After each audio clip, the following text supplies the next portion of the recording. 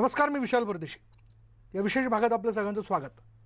आजच्या आमच्या एपिसोडचा उद्देशच हा आहे की आपण या कोरोनाच्या सगळ्या परिस्थितीत सावध राहणं फार गरजेचं आहे, कारण एक नवीन आव्हान आपल्या समोर येऊन उभं ठाकलंय. सध्या कोरोना रुग्णांमध्ये म्युकरमायकोसिस या बुरशीजन्य आजाराचं प्रमाण वाढलंय. ज्या रुग्णांमध्ये डायबिटीस आहे किंवा ICU मध्ये अधिक काळ उपचार सुरू असताना काळजी घेतली गेली नाही, अशा रुग्णांमध्ये याचं प्रमाण जे आहे ते अधिक असल्याचं केंद्र सरकारने स्पष्ट केलंय. तसंच म्युकरमायकोसिस पासून संरक्षण करण्यासाठी कोविडमधून बरे झालेल्या रुग्णांनी आपल्या रक्तातील ग्लुकोजची पातळी नियमितपणे तपासावी असं सांगण्यात आलंय. बरं, बुरशीविरोधी प्रतिजैविक औषधांचा वापर फार विचारपूर्वक केला पाहिजे असं देखील नमूद करण्यात आलंय. एकूणच म्युकरमायकोसिसच्या वाढत्या रुग्णांच्या पार्श्वभूमीवर ICMR ने सविस्तर गाईडलाईन्स जारी केल्यात.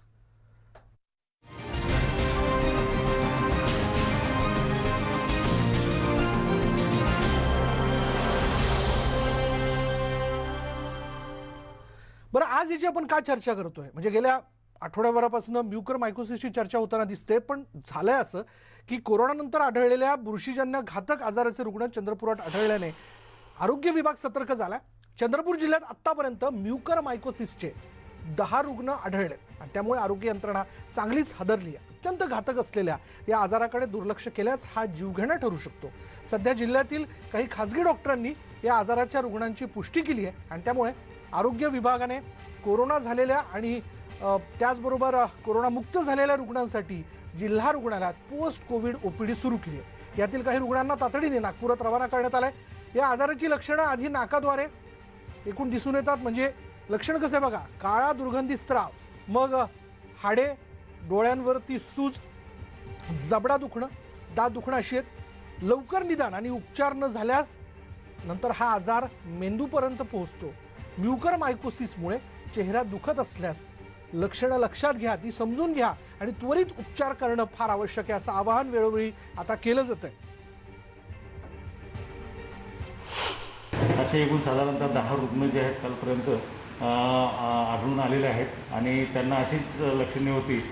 कोणाला जे पेन होतं, दाताचं पेन होतं, कोणाचं जे व्हिजन आहे ते कमी झालेली होती. तर अशा केसेस आता दिसून येत आहेत. तरी यामध्ये आता एक पोस्ट कोविड OPD सुरू केलेली आहे. शासकीय आणि खाजगीनी सर्व प्रॅक्टिसमॅननी सुद्धा एक पोस्ट कोविड OPD आपली सुरू ठेवावी आणि असे कुठलेही रुग्ण आढळून आल्यास त्यांना तात्काळ निदान करून त्यांना उपचाराखाली ठेवावे. आणि याच विषयी बोलण्यासाठी आपल्याबरोबर आहेत नाक कान घसा तज्ज्ञ डॉक्टर मिलिंद नवलाखे. त्याचबरोबर आपल्याबरोबर टास्क फोर्सचे सदस्य उदय कुलकर्णी सर देखील आहेत आणि याच विषयी बोलण्याकरता सर्जन डॉक्टर दत्तप्रसाद धाडे आपल्यासोबत आहेत असणार आहेत. हे तिघही डॉक्टर आपल्याबरोबर असणार आहेत आणि यांना आपण आपल्या मनातले प्रश्न विचारूयात की कोरोनानंतर म्युकरमायकोसिस, खरं तर हा आजार तसा डॉक्टरांच्या दृष्टीने परिचित आहे, पण अर्थात आपल्यासाठी हे नाव फार नवीन आहे, कारण याचे फार काही रुग्ण यापूर्वी आढळलेले नाही आहेत. पण आता हे रुग्ण जे आहेत ते आढळताना दिसत आहेत.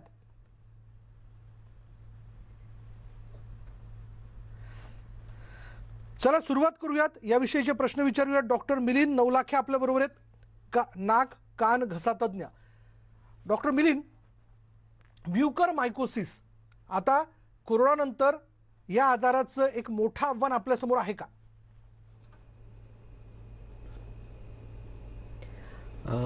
म्युकरमायकोसिस म्हणजे हे fungal infection, invasive fungal infection.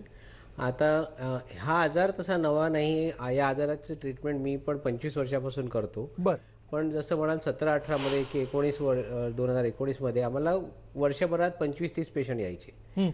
पण आता ही वेळ आलेली आहे की आठवड्याला 25-30 पेक्षा जास्त पेशंट एकेका ENT सर्जनकडे येत आहेत आणि हे पूर्ण भारतभरात होत आहे आणि महाराष्ट्रात काही एरियामध्ये खूप जास्त होत आहे. जसं आता समजा मी ग्लोबल हॉस्पिटलला आहे, आमच्याकडे ॲट प्रेझेंट माझ्याकडे साधारण 25 पेक्षा जास्त रुग्ण ॲडमिट आहेत. म्युकरमायकोसिसचे ऑपरेशन, मेडिकल ट्रीटमेंट सर्व काही त्यांचं सुरू आहे, ज्यांना भरपूर 1-1.5 महिन्यापर्यंत ट्रीटमेंट लागते ॲडमिट करून. बरं, पण डॉक्टर मिलिंद, याचं नेमकं काय कारण जेव्हा तुम्ही याचा आव्हान आपल्याकडे या नाही, याचं गुणोत्तर ज्यावेळेस तुम्ही स्पष्ट करता किंवा आकडेवारी स्पष्ट करता की वर्षाला साधारण एक 20-25 रुग्ण आणि आता अचानक आठवड्याला 20-25 रुग्ण, काय हे असं घडतंय असं आपल्याला वाटतं? हा जो आजार आहे हा बेसिकली जे धुळीतून कड येतात, धुळ्यातून फंगस नाकामध्ये येतं, त्यातून होतं. पूर्वी जेव्हा इम्युनिटी नॉर्मल असते, आपली प्रतिकारशक्ती नॉर्मल असते, तेव्हा ह्या फंगसमुळे आपल्याला काही त्रास होत नाही. कोरोनामध्ये आपल्या सर्वांना माहिती आहे की आपली प्रतिकारशक्ती कमी होते. त्यात ज्यांना ज्यांना डायबिटीस आहे, ज्यांना स्टिरॉईड मिळालेले आहेत, जास्त प्रमाणात स्टिरॉईड मिळालेले आहेत, त्यांच्यामध्ये हे प्रमाण जास्त आढळून येतं, कारण की त्यांची इम्युनिटी खूपच कमी झालेली असते. आणि हे कारण आहे की कोरोनानंतर आपल्याला हे आता एक खूप मोठं आव्हान राज्यापुढे आणि देशापुढे आहे. डॉक्टर मिलिंद, या चर्चेमध्ये आपण आपल्याबरोबर आता डॉक्टर दत्तप्रसाद धाडे जे सर्जन आहेत आणि त्याचबरोबर डॉक्टर उदय कुलकर्णी जे टास्क फोर्सचे सदस्य आहेत त्यांना आपण सहभागी करून घेतो. माझी सहकारी प्राची साळुंखे देखील माझ्याबरोबर आहे, कारण तिने तिच्या घरात हा रुग्ण जो आहे तो फार जवळून बघितलेला आहे आणि नेमका कशा पद्धतीने या सगळ्या गोष्टीचा त्रास होतो या दृष्टीने देखील प्रेक्षकांच्या वतीने ती तिच्या मनातले प्रश्न विचारणार आहे. मी डॉक्टर उदय कुलकर्णी यांच्याकडे जातोय. डॉक्टर उदय कुलकर्णी, मी डॉक्टर मिलिंद यांना देखील विचारलं की आता कोरोनाच्या या सगळ्या कालावधीमध्ये खरं तर म्युकर मायकोसिस हा आजार काही नवा नाही, पण आता याचे रुग्ण वाढताना दिसत आहेत. याचं एक फार मोठं आव्हान वाटतं का, आणि टास्क फोर्सच्या वतीने या सगळ्या आजाराच्या विषयाला घेऊन नेमकं आता पुढे काय केलं जात आहे? नमस्कार. सर्व दर्शकांना सगळ्यात पहिल्यांदा आपल्याला लक्षात ठेवायचं आहे की अशी मोठमोठी नावं ज्यावेळी घेऊन एखाद्या रोगाच्या बद्दल सांगितलं जातं आणि त्याच्याबरोबरीने गंभीरतेचा इशारा दिला जातो, त्यावेळी दोन त्याच्यात अंश असतात. एक म्हणजे पूर्वी माहित आहे पण आता त्याचं प्रमाण जास्त दिसतंय, आणि त्याचं कारण म्हणजे एखादा जो आपल्याला आता मोठा आजार झालेला आहे कोविड, आणि त्याच्यावरती आपण सर्व बाजूने हल्ला करत असतो. मग त्या ठिकाणी कुठे स्टिरॉइड्स दिली जातात, कुठे वेगवेगळ्या प्रकारची प्रतिजैविक, आणि मोठ्या प्रमाणात त्या वाघाच्या हल्ल्यामध्ये ज्यावेळी प्रयत्न चालू असतो आणि ते सगळं झाल्यानंतर ज्यावेळी लक्षात येतं की अरे या माणसाची स्वतःची प्रतिकारशक्ती याच्यामधली आहे ती थोडीशी कमी झाली आहे, आणि त्यावेळी थोडंसं दुर्लक्ष होतं, ते म्हणजे आपल्या कान नाक घशाकडे. आणि त्या भागामध्ये ज्यावेळी आपण हे सगळे हल्ले करत असतो तिथे विकनेस जो आलेला असतो, त्यावेळी असा कुठला तरी एखादा ज्याला आपण म्हणू शकतो की ऑपॉर्च्युनिस्ट इन्फेक्शन, म्हणजे जे इतर वेळी त्याच्याकडे फारसं लक्ष दिलं जाणार नाही, पण असं एखाद्या काळात ते एकदम अचानक होतं.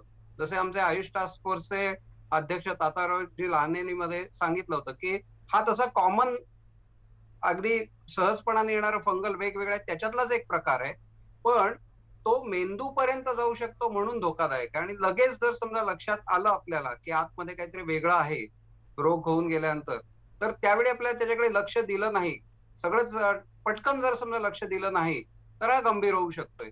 म्हणून आपल्याला या म्युकोरमायकोसिस आणि अशा पद्धतीचे आणखीनही बरेच आजार या ठिकाणी आपल्याला हळूहळू दृश्य स्वरूपात दिसणार आहेत, तर त्यांच्याकडे लक्ष द्यावं लागणार आहे. पण घाबरून जाण्याची परिस्थिती नाही, हेही लक्षात ठेवा.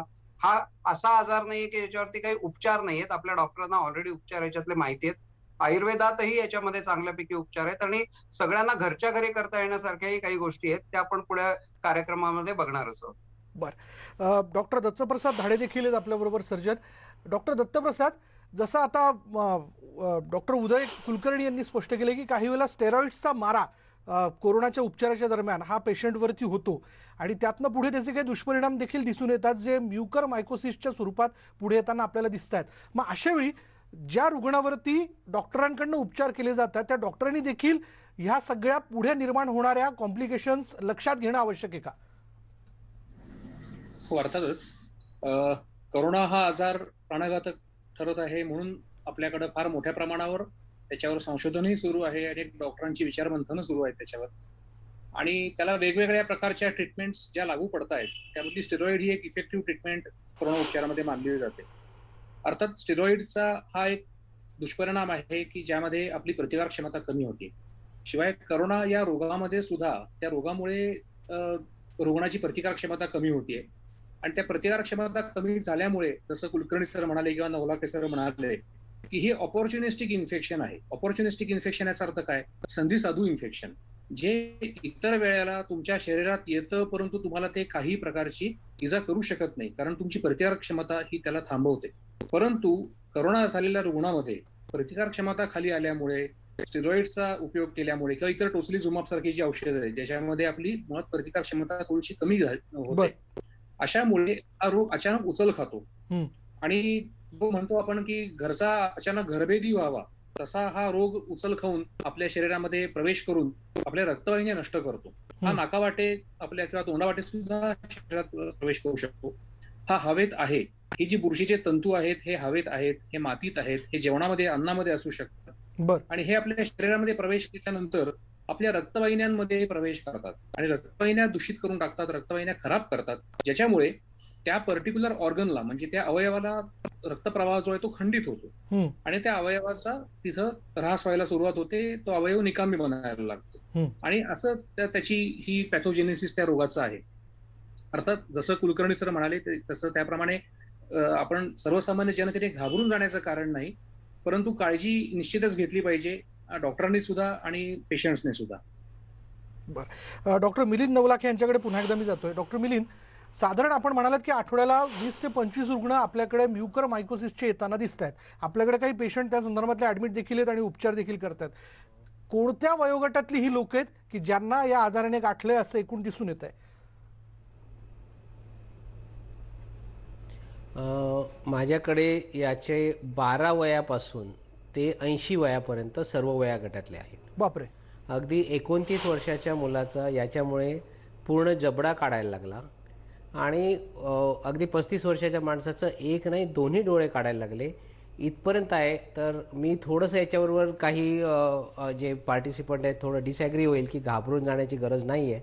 हा खूप खूप भयानक आजार आहे, कोणालाही होऊ नये असं वाटतं.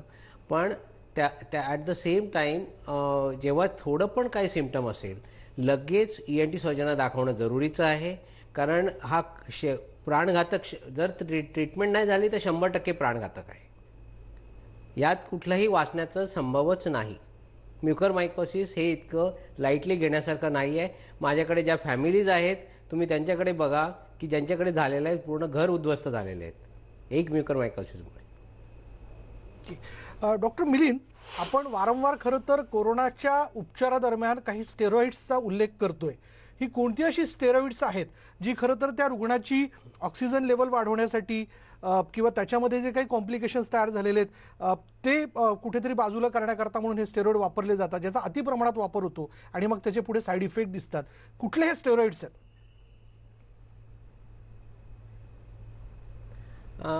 आता असं आहे की प्रत्येक वेळी जेव्हा कोविडमध्ये आपण स्टेरॉइड वापरतो त्यावेळी त्या त्या रुग्णाची गरज असते की त्याचा जीव वाचवण्यासाठी स्टेरॉइड वापरले जातात. असं म्हणत नाही की अयोग्य आहे, ते योग्यच आहे. स्टेरॉइडशिवाय त्यांचा जीव वाचू शकत नाही. हा साईड इफेक्ट आहे जो आपल्याला ॲक्सेप्ट करायला लागेल. एक पर्टिक्युलर लेवल आहे स्टेरॉइडची, एक काही गरज नसलेल्याला देऊ नये आणि त्याचा जो डोस आहे तो खूप ॲडजस्टेड पाहिजे की तो त्याला ऑप्टिमली त्याला सेव्ह करेल, at the same side effect नसेल. त्यात मिथाइल प्रेडनिसोलॉन आहे, नंतर बाकी पण आहेत स्टेरॉइड जे डेक्झा आहेत, हायड्रोकॉट आहेत. हे सगळं जे काही आपण कोविडमध्ये वापरतो त्यांचे सगळ्यांचे साईड इफेक्ट आहेत, पण एस्पेशली मिथाइल प्रेडनिसोलॉन जे खूप वापरलं जातं त्याचा डोस हा योग्य प्रमाणात वापरला पाहिजे. फक्त रुग्णाला लवकर बरं करण्याच्या दृष्टीने खूप जास्त डोस त्याचा वापरला जाऊ नये हे अपील आहे सगळ्या कोविड सेंटर्सना. कारण त्या सगळे हे जे काही रुग्ण आहेत ते बहुतेक सगळे, आता यात दुसरं एक बघण्यासारखं एक आहे की असं नाही की फक्त स्टेरॉइड झालेलेच पेशंट माझ्याकडे आहेत. बरेच काही पेशंट असे आहेत की ते कधी हॉस्पिटलला पण नाही गेलेत, कधी ॲडमिट नाही झाले, त्यांना डायबिटीस नव्हता पण फक्त कोविड झाला, माइल्ड सिम्पटम होते, ब्लड शुगर वाढली आणि त्याच्यानंतर त्यांना म्युकरमायकोसिस झाला. आता हे जे रुग्ण आहेत यांची मी थोडक्यात तुम्हाला लक्षणं सांगेन, कारण हे जास्त जरुरी आहे की लोकांमध्ये जागरूकता यावी. चेहऱ्यावर थोडंसं दुखणं, दात हलणं, दातातून पू येणं, डोळ्याने थोडं कमी दिसायला लागणं, डोळ्यामागे दुखणं, डोक्यात खूप दुखणं किंवा नाक बंद राहणं, नाकातून ब्राउनिश किंवा ब्रेडिश असं सर्दी निघणं, हे ह्यातलं कुठलंही एकही लक्षण दिसलं तर त्वरित ENT सर्जनला जाऊन दाखवलं पाहिजे. नाकातला स्वॅब केला पाहिजे. त्यात जर म्युकरमायकोसिस किंवा फंगल इन्फेक्शन दिसेल तर त्याची योग्य ठिकाणी ट्रीटमेंट घेतली पाहिजे. कारण याची ट्रीटमेंट ही सोपी नाही आहे. ट्रीटमेंट ही खूप कठीण प्रकारची ट्रीटमेंट आहे, कारण याच्यामध्ये जसं हे सगळे पार्ट आहेत, हे वेगळे वेगळे पार्ट आहेत, त्यातला कुठलाही पार्ट जो खराब झाला त्याला परत औषधाने रिपेअर करणं हे पॉसिबल नसतं. जनरली ऑपरेशनने तो पार्ट काढायला लागतो आणि उरलेल्या आजाराला मग आपण इंजेक्शन देऊ शकतो जे अँटीफंगल असतात. त्यातही पुन्हा असं आहे की जरी आपण तो पार्ट काढला बर आणि त्याच्यानंतर आपण हे सुरू ठेवले तरी मध्ये मध्ये सिटी स्कॅन MRI करायला लागतं आणि जर तो वाढत असेल तर पुन्हा ऑपरेशन करून पुन्हा पुढचा पार्ट काढायला लागतो. बापरे, म्हणजे हा एक प्रकारचा खरं तर व्हायरस आहे असं आपण म्हणूयात, जो एकदा शरीरात शिरल्यानंतर लवकर त्याला बाहेर काढणं फार मुश्किल होऊन जातं. मला हां बोला बोला डॉक्टर मिलिंद बोला. मी मी याला कम्पेअर करतो नेहमी कॅन्सरशी.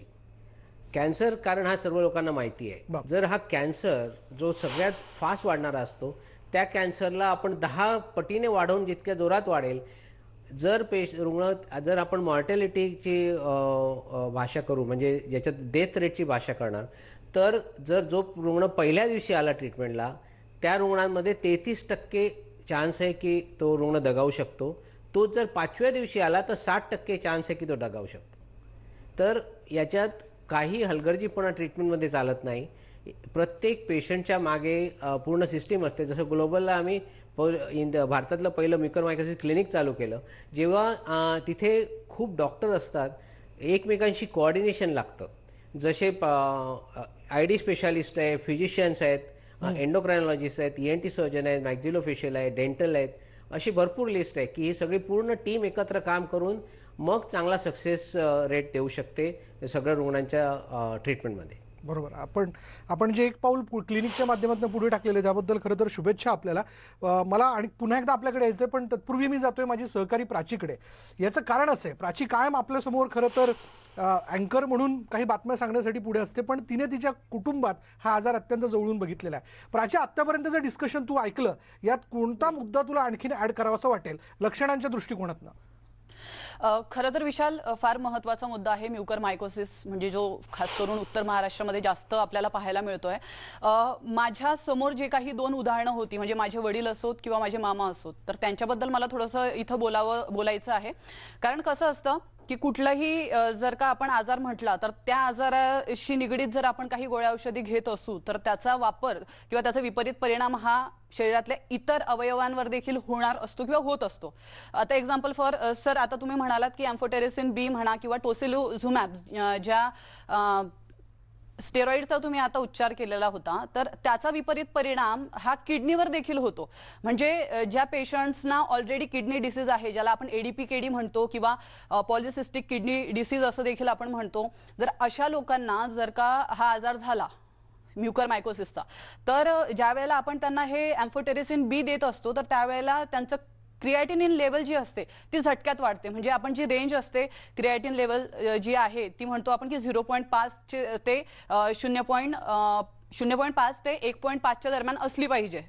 पण ज्या वेळेला हे टोसिलिझुमॅब किंवा एम्फोटेरेसिन B दिलं जातं त्यावेळेला ही क्रिएटिनिन लेवल झटक्यात वाढते आणि ती 5 ते 9च्या दरम्यान जाऊन पोहोचते. मग अशा वेळेला त्या रुग्णांना डायलिसिसची सुद्धा गरज पडते, म्हणजे त्यांच्या किडनीवर देखील त्याचा विपरीत परिणाम होतो. तर मला प्रेक्षकांना घाबरवायचं नाहीये, मुळात आपल्या प्रेक्षकांपर्यंत खरी जी माहिती आहे ती या आजारासंदर्भातली पोहोचली पाहिजे, म्हणून मी जरा स्पष्ट बोलते. तर अशा वेळेला ज्यांना किडनी डिसीज आहे तर त्यावेळेला आपण रुग्णांवरती काय अशी ट्रीटमेंट करू शकतो की ज्यामुळे त्यांच्या किडनीवर त्याचा विपरीत परिणाम होणार नाही आणि त्यांचा जीव देखील वाचेल. बरं प्राची, फार महत्त्वाचे मुद्दे खरं तर तू जवळून जी बघितलेस, ज्या रुग्णाला तू बघितलंस त्याच्यासाठी म्हणून तू तिथं मदतीला होतीस, त्यांच्यातली लक्षणं तू आपल्यासमोर स्पष्ट केली. आणि अर्थात प्रेक्षकांनी घाबरून न जाता हा आजार फार गंभीरतेनं घेणं फार गरजेचं आहे, कारण त्याची लक्षणं दिसली तर त्वरित उपचार करणं हे क्रमप्राप्त आहे. मला डॉक्टर उदय यांच्याकडे जायचं आहे. डॉक्टर उदय, आत्तापर्यंतची चर्चा आपण ऐकली, टास्क फोर्सचे एक सदस्य म्हणून ज्या स्टेरॉइड्सचा वारंवार उल्लेख केला जातोय ते स्टेरॉइड्स कोरोनाच्या उपचारादरम्यान आपण मर्यादित स्वरूपात वापरायला हवेत, याबद्दल काही नियमावली किंवा काही डॉक्टरांपर्यंत सूचना पोहोचवणं असं काही पाऊल उचलल्या जाईल का? सगळ्यात पहिल्यांदा तर एक लक्षात घ्या की कुठलंही औषध हे मर्यादित स्वरूपात वापरायलाच सर्वच प्रकारच्या टास्क फोर्सनी त्यांच्या ऍडवायझरीमध्ये सांगितलेलं आहे. पहिल्या 7 दिवसांमध्ये तर स्टिरॉइडचा वापर करायचा नाही असंही नियमावलीत आहे.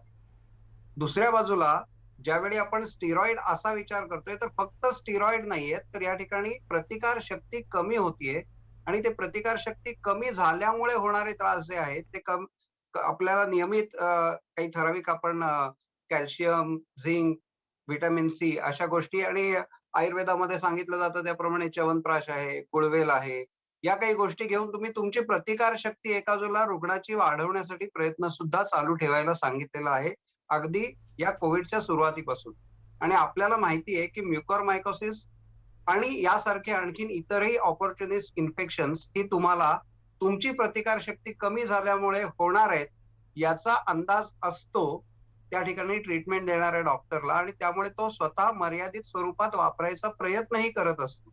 काही वेळा नाईलाजाने हे सगळे औषधं मोठ्या प्रमाणात वापरली जातात. पण त्याच्याबरोबर जर समजा आपण जे आता आपल्या माननीय मुख्यमंत्री सरांनी असं सांगितलेलं आहे की या सगळ्या ट्रीटमेंट बरोबर ज्या आयुर्वेद, होमिओपॅथी यांच्या सुद्धा सपोर्टनी जर समजा ट्रीटमेंट केली तर या स्वरूपाचे जे साईड इफेक्ट आहेत हे आपल्याला कमी करता येतील. आणि म्हणून त्याप्रमाणे नियमावली करून आज आयुर्वेदातलं एका बाजूनी प्रतिकार शक्ती वाढवणारी औषधं अगदी कोरोना झाला की लगेच आणि ज्यांना अशा पद्धतीने हॉस्पिटल स्कीमकडे ठेवलंय त्या ठिकाणी सुद्धा त्यांना जर दिलं तर ही ऑपॉर्च्युनिस्ट इन्फेक्शन्स आपल्याला रुग्णाला जास्त त्रास देणार नाहीत असा आपल्याला प्रयत्न करायचा आहे. त्याच्याबरोबरने आयुर्वेदामध्ये सांगितलेला एक साधा उपाय जो आहे तो म्हणजे गुळण्या, ठराविक औषधांच्या अगदी घरामध्ये असणारी हळद आहे, त्रिफळ आहे यांच्या गुळण्या किंवा मग ठराविक गंडूश म्हणून जे काही आयुर्वेदात सांगितलं त्याच्यातली औषधं, त्याच्याच बरोबरीने वाफ, याच्यामुळे तुम्हाला एक लक्षात घ्या की ही ऑपॉर्च्युनिस्ट इन्फेक्शन घसा आणि नाक या भागामध्ये काय, कारण त्या भागात पचन नाहीये, बाहेरून आलेलं इन्फेक्शन आहे ते थेट तुमच्या तिथल्या म्युकोजावरती अटॅक करू शकते. मग त्याला प्रतिकार करण्यासाठी तुम्हाला जर समजा आयुर्वेदात सांगितलेले सोपे उपाय ज्यांनी घशाचं प्रतिरक्षण होऊ शकतं किंवा वाफ घेतली जाते या गोष्टींनी आपल्याला, पण वाफेचं सुद्धा प्रमाण ठराविक आहे. आणि त्याच्याच बरोबर आयुर्वेदातली आणखीन एक वेगळी धूपन चिकित्सा आहे जी घरामध्ये सुद्धा करायला सांगितलेली जिथे आपण राहतो त्या ठिकाणी. बिलकुल डॉक्टर उदय, आपण फार महत्वाचे उपाय खरं तर सुचवताय. आणखीन हे उपाय आपण पुढे जरूर सांगा कारण वेळ झाली का ब्रेकची. पण ब्रेकवर जाता जाता डॉक्टर मिलिंद लवलाखे, आपल्याला अर्थात वेळेची मर्यादा कारण सर्जरी आहे आपली आणि त्या दृष्टीने आपल्याला पुढे जायचं. फार महत्त्वाचे मुद्दे आपण आपल्या या सगळ्या चर्चेतनं स्पष्ट केले. आपले धन्यवाद. अशाच पद्धतीने यापुढेही न्यूज 18 लोकमतच्या या व्यासपीठावरनं आपण आम्हाला मार्गदर्शन करत राहा. यानंतर वेळ झाली का ब्रेकची. ब्रेक घेऊयात. पहा फक्त न्यूज 18 लोकमत. म्युकरमायकोसिस या आजाराबद्दल आज आपण चर्चा करतोय. आता ही चर्चा आपण का करतो की ज्यांना कोरोना होऊन गेला त्या बहुतांशी पेशंट्समध्ये हा आजार आढळून येतोय. अर्थात या आजाराला आपण गंभीरतेने घ्यायला हवं. या चर्चेच्या मुद्द्यापर्यंत आपण आलेलो आहे. पण वेळीच जर आपण काळजी घेतली तर हा आजार बरा होऊ शकतो. पण काळजी घेणं हाच एकमेव उपाय आपल्या हातात आहे. आणि त्याबद्दलचे उपाययोजना नेमकं काय केलं पाहिजे याविषयी आपण चर्चा करतोय. डॉक्टर विदुला खापरे, नाक कान घसा तज्ज्ञ, त्या देखील या चर्चेमध्ये आपल्याबरोबर सहभागी होणार आहेत. पण आता या क्षणाला आपल्याबरोबर आहेत डॉक्टर उदय कुलकर्णी आणि डॉक्टर दत्तप्रसाद धाडे आपल्याबरोबर आहेत, सर्जन. मला डॉक्टर दत्तप्रसाद धाडे यांच्याकडे जायचं आहे. डॉक्टर दत्तप्रसाद, काळजी घेणं हाच एकमेव उपाय आपल्या हातात आहे. म्हणजे कोरोनाच्या कालावधीत आज एकमेकाला भेटल्यानंतर किंवा फोनवरनं देखील आपण हेच म्हणतोय आणि हाच सल्ला एकमेकाला देताना दिसतोय. त्यात हा आजार जो खरं तर जुना आहे पण ज्याचे पेशंट आठवड्याला 20 ते 25 दिसून येत आहेत. आपलं काय नेमकं निरीक्षण आहे? हो, हे अगदीच खरं आहे की हा आजार अतिशय वेगाने वाढतो आहे आणि माझा सल्ला असाच राहील की ज्यांना कोरोना होऊन गेलेला आहे त्या सर्व रुग्णांनी स्वतःच ओरल हायजीन उत्तम पद्धतीने मेंटेन करणं आवश्यक आहे आणि मास्कचा सतत वापर केला पाहिजे. कारण हे तंतू नाका तोंडातनच आपल्या शरीरामध्ये शिरतात. त्यामुळे मास्कचा वापर करणं हे अनिवार्य आहे. कमीत कमी म्हणजे कोरोना होऊन गेल्यानंतर कमीत कमी 1 ते 2 महिने तरी या सर्व रुग्णांनी काळजी घेणं खूप आवश्यक आहे. त्याचबरोबर अनेक कोरोना झालेल्या रुग्णांमध्ये पूर्वी ज्यांना डायबिटीस नव्हता, मधुमेह नव्हता, अशाही रुग्णांमध्ये कोरोना होऊन गेल्यानंतर रक्तातली साखर वाढण्याचं प्रमाण जास्ती दिसून येत आहे. हे पण एक चिंताजनक कारण आहे. आणि ह्यामुळे या पेशंटची जी प्रतिकार क्षमता आहे ही कमी होते आणि साखर हे ह्या म्युकरचं आवडतं खाद्य आहे, ह्या फंगसचं, या बुरशीचं ते आवडतं खाद्य आहे. त्यामुळे वेगाने प्रसार होत आहे या बुरशीचा या प्रकारच्या पेशंट्समध्ये. त्यामुळे रक्तातली साखर मॉनिटर करणं हे फार महत्वाची गोष्ट आहे. बरं डॉक्टर उदय, आपण ब्रेकपूर्वी काही उपाय सुचवत होता जे घरच्या घरी तर प्रत्येकाने केले पाहिजेच, पण त्याचबरोबर ज्यांना कोविड होऊन गेला त्यांनी देखील करणं फार आवश्यक आहे. आपण ते उपाय जे आहेत पुन्हा एकदा पुढे आणूया. दोन गोष्टी मी सांगत होतो की घसा आणि नाक या दोघांच्यासाठी जर समजा आपल्याला विचार करायचा झाला बरं. तर आपल्याला गुळण्या ज्या केल्या जातात 2 ते 3 मिनिटं गुळण्या करणं किंवा औषधी द्रव्य घशामध्ये धरून ठेवणं, याचा एक चांगला फायदा आणि याच्यावरती भरपूर संशोधनही झालेलं आहे की याच्यामुळे सर्व प्रकारचे मोल्ड्स, फंगस या गोष्टी आपल्या या भागामध्ये राहू शकत नाही. त्याच्याच बरोबर आणखीन एक गोष्ट आम्ही जी बघितली आहे ती म्हणजे आपण दात घासणं ही प्रक्रिया जी आहे, ही प्रक्रिया सुद्धा करताना आपण घाईघाईत करून रिकामे होतो. तर तसं न करता व्यवस्थितपणाने दात घासतानाच त्याच्याबरोबर घशापर्यंत जर समजा आपल्याला बोटाने जर समजा फिरवून त्या ठिकाणी काही आहे का बघता आलं, फक्त दात आणि हिरड्या न पूर्ण हे करता, कारण आपण बघितलंय की हिरड्यांवरती सुद्धा याचा परिणाम होता ना, तर दात घासण्याबरोबर जर बोटानी आपण हिरड्यांना खालून वरती थोडंसं मालिश केलं तर त्याचाही उपयोग त्या ठिकाणी कुठल्याही प्रकारचं इन्फेक्शन राहणं त्या ठिकाणी शक्य होत नाही, ते पटकन निघून जायला मदत होते. याच्याच बरोबर वाफ ही आपल्याला भरपूर प्रमाणात आपण वेगवेगळ्या ठिकाणी ऐकलेलं आहे की वाफ कशा पद्धतीने उपयोगी पडते, पण या वाफेमध्ये काही ठराविक औषधं वाफ तयार करताना साधं घरच्या घरी आपल्या कुकरमध्ये काही औषधं टाकली आणि त्याच्यानंतर मग त्याला शिट्टी जी आहे ती काढून तिथे रबराची नळी लावली की वाफ छानपैकी घेता येते. 1 ते 1.5 फुटावरती नळी धरायची. तर ही औषधी वाफ जी आहे, या औषधी वाफेनी वेगवेगळ्या प्रकारचे नाकामध्ये होऊ शकणारे जे वेगवेगळ्या प्रकारचे जंतुजन्य आजार आहेत ते आपल्याला टाळता येतात आणि त्याच्याच बरोबर तो म्युकोझा तिथला आहे त्याचे स्राव लगेचच्या लगेच ज्यावेळी वाफ येते त्यावेळी आपण बघितलं असेल तर नाकामध्ये स्राव खालती उतरताना मिळतात आणि त्यामुळे आतमध्ये पॉकेटमध्ये जे काही ही इन्फेक्शन जाऊन बसू शकतात तर ती सगळी इन्फेक्शन्स आणि श्वास घेताना आणि श्वास सोडताना नाकाने जर समजा आपण ही वाफ घेणं आणि सोडणं केलं तर त्यांनी त्या ठिकाणी कुठल्याही प्रकारचं इन्फेक्शन दडी मारून बसू शकत नाही आणि दिवसातनं 2 वेळा वाफ घेतली तर कुठल्याही प्रकारचं इन्फेक्शन 3 ते 4 दिवसाच्या आतमध्ये आपण कंट्रोल करू शकतो आणि तुमची प्रतिकार शक्ती जरी कमी असली तरी सुद्धा या वाफेचा उपयोग करून तुम्ही छानपैकी स्वतःला वाचवू शकता. आणि याच्याच जोडीला आयुर्वेदामधलं धूपन जे घरामध्ये केल्यानंतर हवेतली इन्फेक्शन्स आहेत ती तुम्ही कव्हर करू शकता. एक जळगावचे आमचे मित्र आहेत, डॉक्टर आहेत, त्यांनी याच्यावरती जवळजवळ 2 ते 3,000 पेशंट्सना या पद्धतीने धूप करायला सांगितलं आणि त्यांना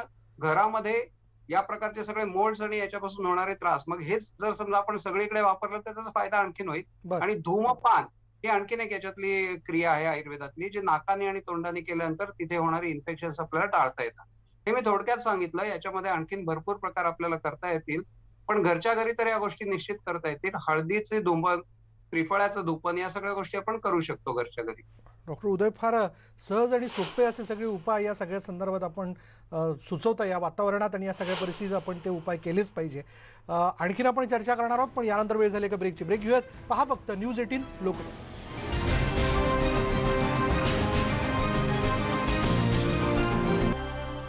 आणि ब्रेकनंतर पुन्हा एकदा आपलं स्वागत. म्युकरमायकोसिस या आजाराचं गांभीर्य आपण लक्षात घेऊयात आणि त्या दृष्टीने सतर्क राहूयात.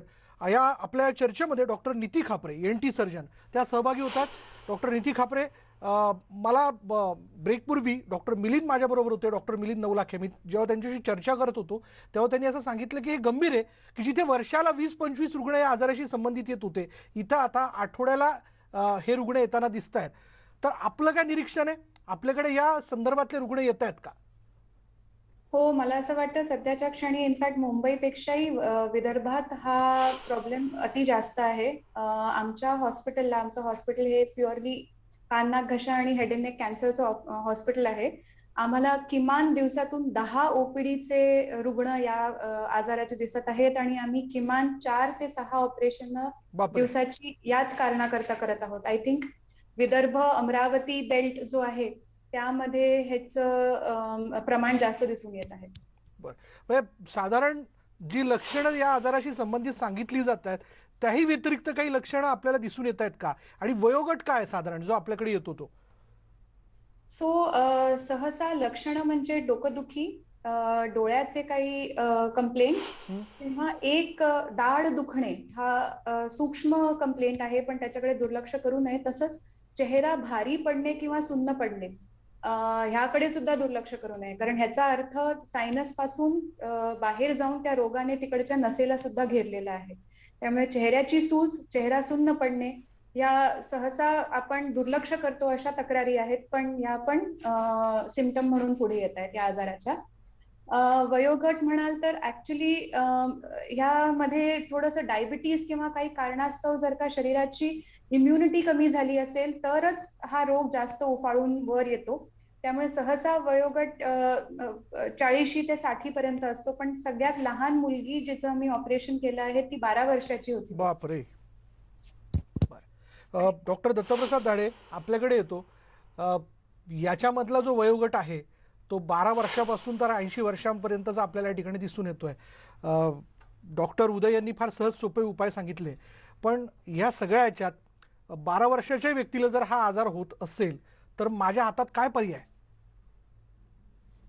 एकदा हा आजार झाला, ह्या आजाराचं निदान पक्क झालं तर त्याला तातडीने अँटीफंगल्स औषधं सुरू करणं, त्याचबरोबर लवकरात लवकर सर्जिकल डिब्राइडमेंट म्हणजे जो भाग त्यामध्ये खराब झालेला आहे, अफेक्ट झालेला आहे, तो भाग तातडीने काढून टाकणं, आणि त्याचबरोबर अंडरलाईन काही कोमॉर्बिडिटी म्हणजे फॉर एक्झाम्पल डायबिटीस असेल, शुगर वाढलेली असेल तर ती तातडीने कंट्रोल करणं, अशी त्रिसूत्री या आजाराच्या ट्रीटमेंटमध्ये मानली जाते. ही तातडीने हे उपचार सुरू करावे लागतात. झाल्यानंतर आपण हा आजार फक्त पुढे वाढू नये एवढं आपण करू शकतो, पण त्यासाठी 3 गोष्टी कराव्याच लागतात. त्या निदान अतिशय वेगळं होणं आवश्यक, निदान अजिबात वेळ घालवून, आणि पूर्वीच्या आपल्या कार्यक्रमाच्या डॉक्टरांनी जसं सांगितलं तशी जे लक्षणं आहेत त्यातलं कुठलं लक्षण आपल्याला आढळून आलं तरी तात्काळ आपल्या डॉक्टरकडे आपण संपर्क साधून त्याची तपासणी करून घेणं हे फार महत्त्वाची गोष्ट आहे. डॉक्टर नीती, माझी ब्रेकची वेळ झाली, पण जाता जाता अगदी थोडक्यात आपल्याला विचारायचं आहे, जसं डॉक्टर दत्तप्रसाद म्हणाले की ज्या भागाला या बुरशीचा संसर्ग म्हणजेच इन्फेक्शन झालं तर तो भाग काढण्याशिवाय दुसरा कुठलाही पर्याय उरत नाही. खरंच त्याला दुसरा काहीच पर्याय नाही आहे, कारण 12 वर्षाची किंवा 38 वर्षाची व्यक्ती जिला डोळे काढावे लागतात, काही वेळेला जबडा काढावा लागतो, शरीराचा एक भाग बाजूला काढून टाकणं ठीक आहे, म्हणजे तो संसर्ग पसरू नये म्हणून हा एक उपाय, पण दुसरा काहीच उपाय असू शकत नाही. नाही, कारण आतापर्यंत जी पण औषधं आहेत आपल्याकडे त्यांनी त्याची रिग्रोथ किंवा पुनर्निर्माण आपण थांबवू शकतो, पण त्या फंगसला मारून टाकण्याची क्षमता, ज्याला आपण फंगीसाइडल असं म्हणतो, अशी प्रॉपर्टी कोणत्याच औषधात नाहीये. त्यामुळे सर्वप्रथम त्याला मुळासकट काढून टाकणे आणि मगच या औषधांद्वारे प्रयत्न करणे की तो परत रिग्रो होत नाही.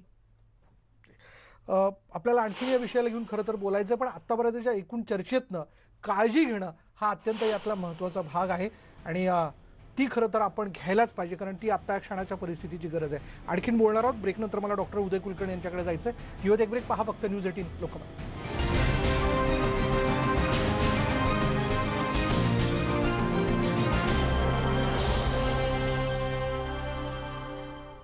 धोका म्युकरमायकोसिसचा या विषयाला घेऊन आपण चर्चा करतोय, आणि खरं तर हा आजार, याचा संसर्ग आपण गंभीरतेने घेतला पाहिजे. मी जातोय आता ब्रेकनंतर. डॉक्टर दत्तप्रसाद धाडे आपल्याबरोबर आहेत. डॉक्टर दत्तप्रसाद, या सगळ्या परिस्थितीत आपण बघितलं की कोरोनामुळे आधीच मानसिकदृष्ट्या खचलेपण येतं, आणि त्यानंतर पुन्हा जर वयोवृद्ध रुग्णांमध्ये म्हणा किंवा काही तरुणांमध्ये म्हणा याची लक्षणं दिसत आहेत, तर म्हणजे अगदी साधा सोपा प्रश्न आहे, पण मला असं वाटतं तुम्ही याच्यावरती विश्लेषण करायला हवं. कसं आपण सावरावं? आता ह्या आजारामध्ये आपण अनेक प्रकारच्या मॉडॅलिटीज ऐकल्या, आणि आयुर्वेदामध्ये, होमिओपॅथीमध्ये याच्यावर काही प्रिव्हेंटिव्ह उपाय पण आहेत, आणि शिवाय ॲलोपॅथी तज्ञांच्या पण मतानुसार prevention is the best cure. त्यामुळे मानसिकरित्या सुद्धा पेशंटने खंबीर राहणं तितकंच आवश्यक आहे, कारण अनेक प्रकारच्या अभ्यासांमधून सिद्ध झाले तर तुमची प्रतिकार क्षमता, म्युकरमायकोसिस हा जो रोग आहे हा प्रामुख्याने ज्यांची प्रतिकार क्षमता कमी आहे, इम्युनिटी कमी झालेली आहे, ह्यांनाच जास्ती ग्रासतो आहे, हे आपण बघितलेलं आहे. त्यामुळे मानसिक दृष्ट्या सुद्धा तितकंच आपण सर्वांनी या करोना आणि करोना नंतरच्या सर्व आजारांना लढा दिला पाहिजे, त्यांच्याशी मुकाबला केला पाहिजे. हे फार महत्वाची गोष्ट तुम्ही आज सांगितलेली आहे, त्याबद्दल खरोखरीच तुमचे आभार आहे. डॉक्टर उदय, हाच प्रश्न आपल्याकरताही, आपण कसं बघता? सगळ्यात पहिल्यांदा तर लक्षात ठेवायचं आहे, म्हणजे आकडेवारीचा विचार करायचा झाला तर 90% रुग्ण हे कोरोनामधून बरे होतात. त्यापैकी 10% रुग्ण हे गंभीर अवस्थेत जातात. म्हणजे 100पैकी 10% रुग्ण हे गंभीर अवस्थेतून बाहेर येतात. त्या 10% लोकांना त्रास होण्याची शक्यता आहे.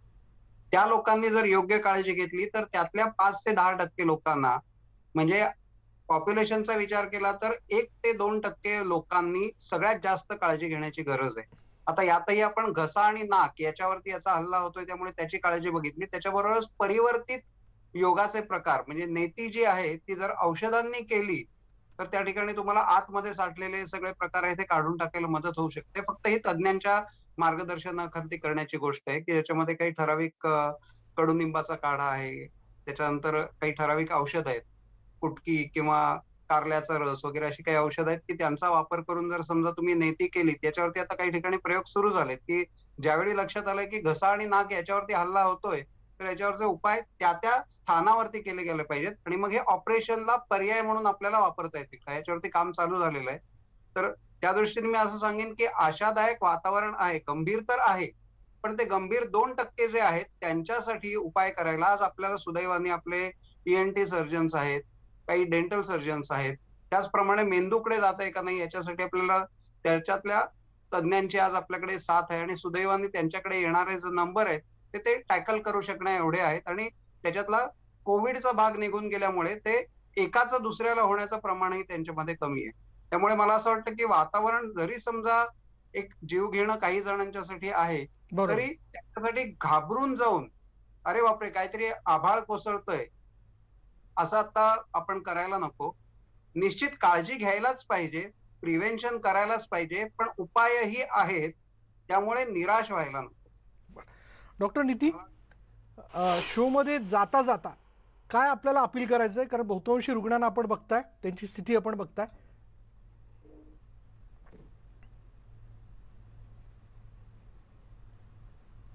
डॉक्टर नीती? सॉरी. हा, मी हेच म्हणेन की जेव्हा कोविडचा आजार असतो तेव्हा माइल्ड आजाराकरता खूप भारी औषधांचा प्रयोग न करावात. ही डॉक्टरांसाठी अपील आहे. रोगांसाठी अपील आहे की त्यांना होणाऱ्या कोणत्या पण तक्रारींकडे त्यांनी दुर्लक्ष किंवा हलकेपणाने न बघता त्याच्याबद्दल जरासं सतर्क राहावं. खूप भांबावून किंवा काळजीत येण्याची गरज नाही. जसं डॉक्टर साहेबांनी सांगितलं, 1 ते 2% लोकच सगळ्यात जास्त धोक्यात आहेत, पण त्यांनी सतर्क राहणं आवश्यक आहे. वेळेच्या वेळी डायग्नोसिस, सर्जरीला घाबरू नका. सर्जरी जी काय होते आहे ती फक्त आणि फक्त खराब टिश्यू काढण्याकरताच होते आहे आणि त्याने तुमचं भलंच होणार आहे. त्यानंतरही पुष्कळ आर्थिक, मानसिक, शारीरिक व्याधी आहेत. त्यामुळे अशा वेळेस सर्व समाजाने, त्यांच्या नातेवाईकांनी त्यांना खूप समजुतीने घ्यायला हवं आणि डॉक्टरांनी सुद्धा जितकी होऊ शकते तितकी लोकांची मदत करायला हवी. डॉक्टर दत्तप्रसाद दाढे, जाता जाता मला असं वाटतं की आपण देखील याविषयी प्रेक्षकांना अपील करूयात. मला हेच सांगावं असं वाटेल की जसं आता मॅडमने सांगितलं की कुठल्याही वरकरणी क्षुल्लक वाटणाऱ्या लक्षणाकडे, म्हणजे आता दात दुखणं, आता अनेकदा असंही दिसून येते की दात किडलेला नाही किंवा हिरडीमध्येही कुठला तसा आजार नाही, अशा पेशंट्समध्ये अचानक दात दुखी, दात हलणं, जबडा हलणं किंवा हिरडीवर मोठा फोड येणं, त्यातनं पू येणं, अशी काही लक्षणं दिसून आली किंवा सतत डोकं दुखणं, सायनुसायटिस, ज्यामध्ये आपण डोकं खाली वाकलं की अचानक डोकेदुखी वाढते, एक नाक बंद असणं, नाक चोंदणं, ही वरकरणी आपल्याला क्षुल्लक आणि किरकोळ लक्षणं वाटतात. आपण ह्याकडे अनेकदा दुर्लक्ष करतो, तात्पुरत्या कुठल्या तरी गोळ्या घेऊन आपलं काम सुरू ठेवतो. परंतु असं न करता अशी कुठलीही लक्षणं, विशेष करून ज्यांना कोरोना होऊन गेलाय अशा पेशंट्समध्ये जर आढळली तर त्यांनी तातडीने आपल्या डॉक्टरांशी संपर्क साधावा. Dentist, oral surgeon, ENT surgeon, ophthalmologist, oculoplastic surgeon, infection specialist, neurosurgeon, अशी ही सगळी मोठी टीम आहे डॉक्टरांची जी हा आजार ट्रीट करते. तर अशा लवकरात लवकर डायग्नोसिस करून घ्यावं. त्याचबरोबर ह्याच्यामध्ये रेडिओलॉजिस्टचा पण रोल फार मोठा आहे. लवकरात लवकर MRI आणि CT स्कॅन करून आतमध्ये रोग आहे का, तो किती कुठे पसरलेला आहे याचा अभ्यास होणं पण तितकंच आवश्यक आहे.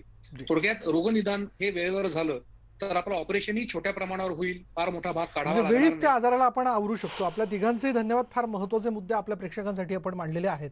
शेवटी मानवी शरीर हे अशाश्वत आहे, पण अशाश्वत आहे असं म्हणत असताना या शरीराची काळजी घेणं म्हणजे कुठल्याही आजाराचं युद्ध या शरीरात सुरू होण्यापूर्वी जर त्याच्याशी संबंधित लक्षणं आपल्याला दिसली तर त्वरित डॉक्टरांना संपर्क करणं, काळजी घेणं फार आवश्यक आहे. वेळीच याचं जर निदान झालं तर आपण या आजाराला आवरू शकतो, हे तितकंच खरं. सध्याच्या परिस्थितीत मानसिक आणि शारीरिक पातळीवर सशक्त राहणं हाच एकमेव उपाय आपल्या सगळ्यांसाठी आहे. घाबरून जाऊ नका, फक्त जागृत राहा. यानंतर इथे थांबणार आहोत. पहा फक्त न्यूज 18 लोकमत.